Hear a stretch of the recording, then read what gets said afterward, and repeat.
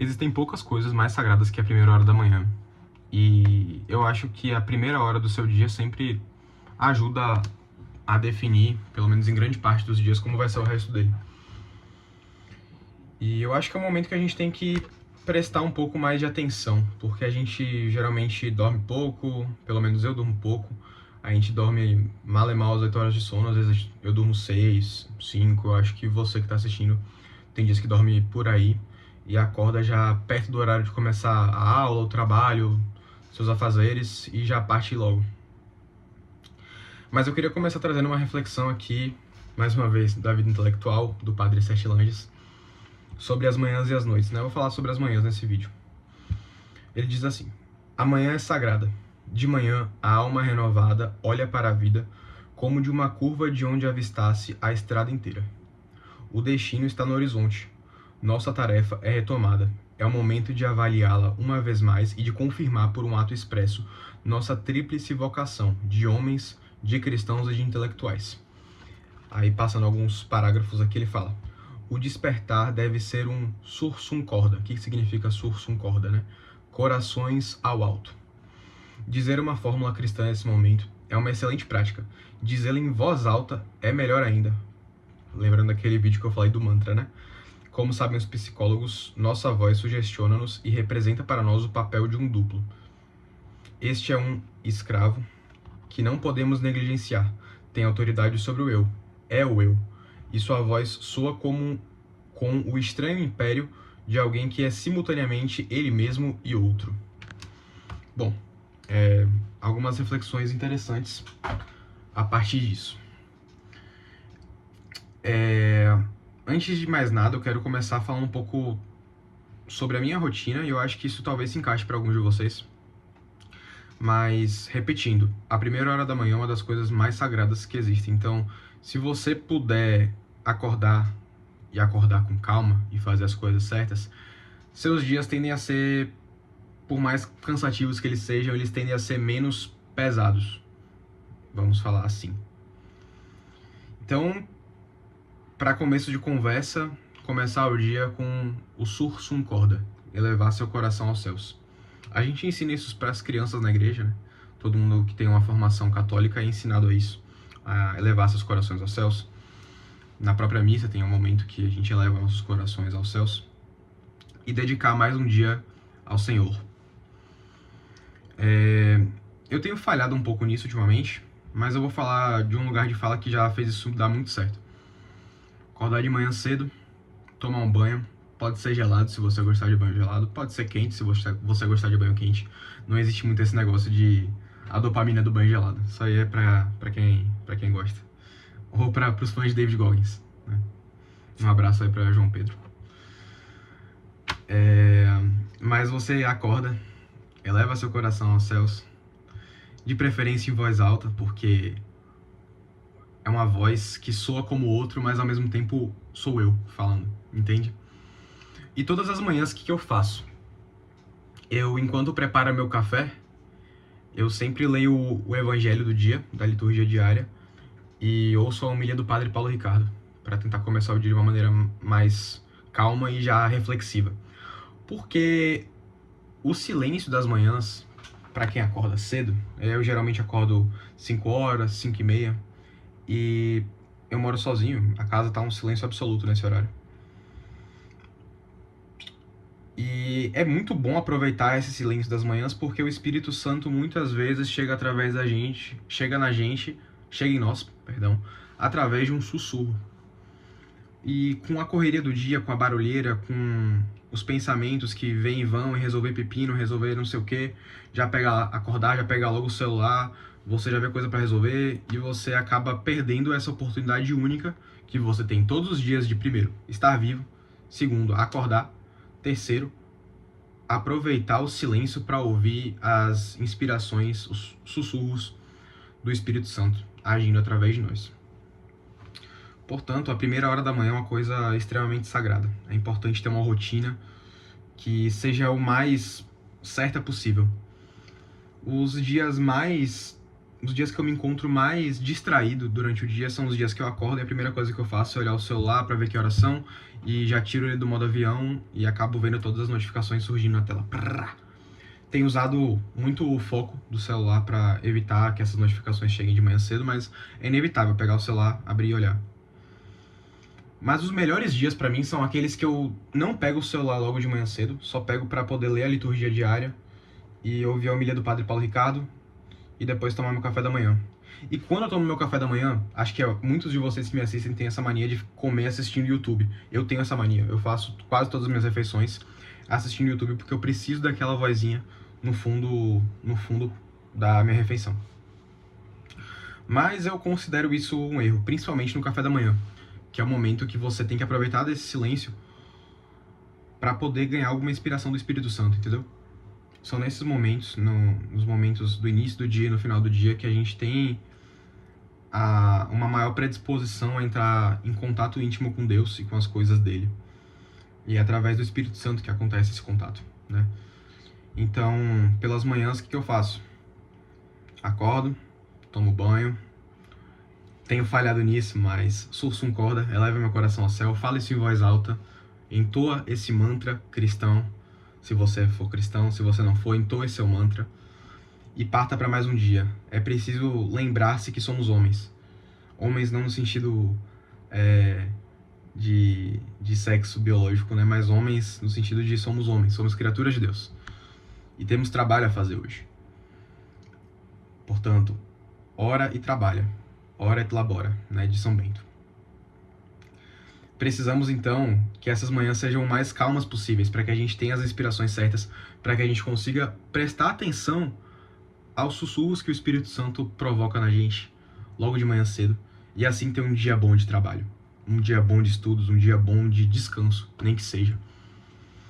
Mas que seja sempre um dia que você acorda, Sursum Corda, reza, toma seu banho, e no meu caso, né, eu leio o Evangelho do dia, escuto o Padre Paulo Ricardo e reflito. E digo mais, evitar, inclusive essa é uma reclamação que eu tenho comigo mesmo, evitar ficar assistindo vídeo no YouTube logo de manhã cedo. Por mais legal que seja o vídeo, eu gosto muito de assistir vídeo de futebol, análise esportiva, mas eu preciso começar a evitar isso, porque eu sinto que minha rotina fica pegada.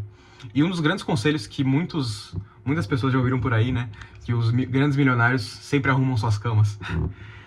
Eu acho isso engraçado, mas eu acho isso muito valioso. Eu acho que a gente tem que arrumar nossa cama, velho. Porque um espaço de trabalho, um ambiente de trabalho, pra quem resolve qualquer coisa em casa, acho que hoje em dia é quase impossível alguém que não trabalhe um pouco em casa, né, não resolva alguma coisa em casa, não tem reunião. O nosso ambiente de trabalho tem que estar o mais organizado possível. Porque o ambiente onde a gente desenvolve nossa habilidade intelectual reflete e é refletido por como tá o ambiente aqui dentro. Então, eu acho que o fato de você acordar, Sursum Corda, reza, toma seu banho, café, arrumar a cama, porque aí seu dia tem muito mais chance de dar certo. Meus dias têm muito mais chance de dar certo quando eu começo meus dias assim. E eu recomendo que vocês organizem a vida de vocês dessa forma. Eu ainda vou fazer um vídeo só sobre rotina, falando um pouco sobre estudos também, né? Porque a maioria das pessoas que me acompanha são estudantes de medicina, meus amigos, meus colegas. E eu vou falar um pouco sobre como é a minha rotina de estudos. Eu acho que é bom compartilhar isso para tentar inspirar alguém. Mas minha rotina matinal é isso, e a mensagem que eu quero terminar passando para vocês nessa noite de sexta-feira é que a primeira hora do dia é sagrada. Porque é nela que o Espírito Santo sussurra e faz com que a gente haja com maior clareza. É quando as faculdades mentais estão mais limpas possíveis. Então, evitar pegar celular na primeira hora da manhã, evitar resolver pepino na primeira hora da manhã. Eu sei que tem dias que é impossível, mas tentar. O importante sempre é tentar. O mais importante da constância não é você conseguir, é você estar presente. Você se mostrar presente e tentar. Eu acho que esse é o principal na aquisição de bons hábitos. E sobre hábitos, só fechando um parênteses aqui, abrindo um parênteses aqui, né? Se sua vida tá bem desorganizada, minha vida já foi muito desorganizada morando sozinho em capital,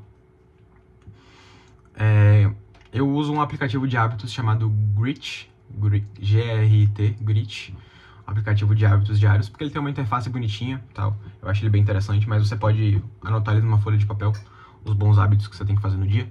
Mas tem coisas que elas parecem tão ridículas que você não deveria colocar numa tracklist assim de hábitos. Como, por exemplo, lavar a louça, tirar o lixo da cozinha. Só que minha vida estava tão desregrada que eu decidi dar um passo para trás e colocar até essas coisas como hábitos diários. Todo dia lavar a louça, todo dia dar bom dia para meu pai e para minha mãe, todo dia, quando meu cachorro tá aqui, todo dia levar meu cachorro para passear de manhã.